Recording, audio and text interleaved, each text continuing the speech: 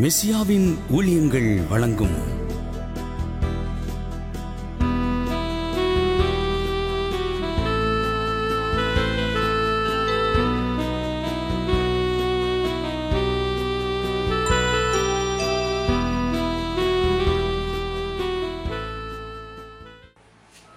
தந்தை, மகன், தூய ஆவியின் பெயரால் ஆமென். அன்பான எங்கள் கடவுளே, உம்மை போற்றி புகழுகிறோம், தாழ்மையோடு ஆராதிக்கிறோம் சுவாமி, நன்றி செலுத்துகிறோம்.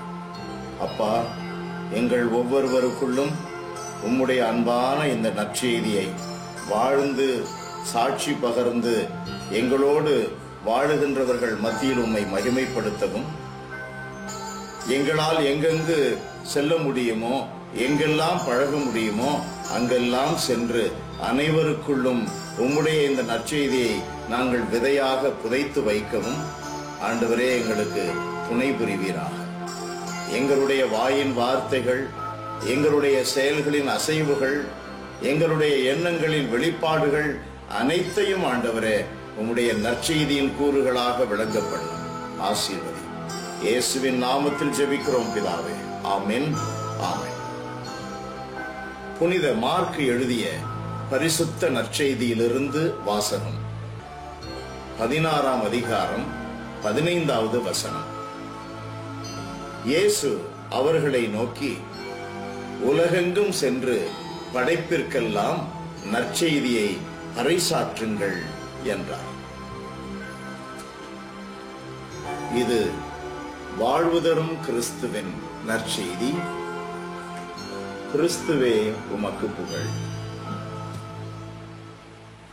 இயேசுவின் இணையற்ற பெயரில் எனக்கு அன்பானவர்களே, உங்களுக்கு என்னுடைய அன்பு நிறைந்த வாழ்த்துக்கள், வணக்கம்.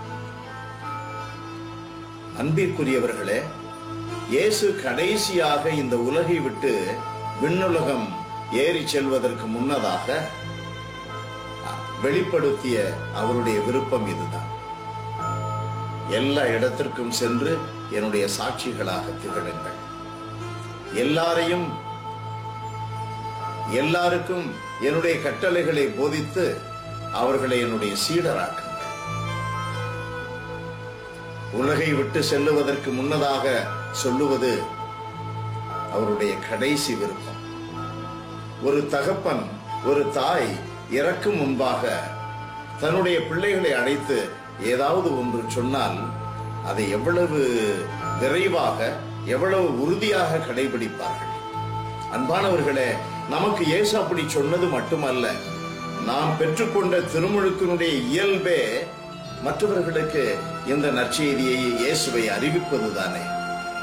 இன்று பவுலடியார், புனிதராக கருதப்படுகிற அந்த அற்புதமான இறையடியார் மனம் மாற்றி இயேசுவுக்கென்று தன்னை மனம் மாற்றி அமைத்துக் கொண்ட நாளை, திருவிழாவை கொண்டாடும்.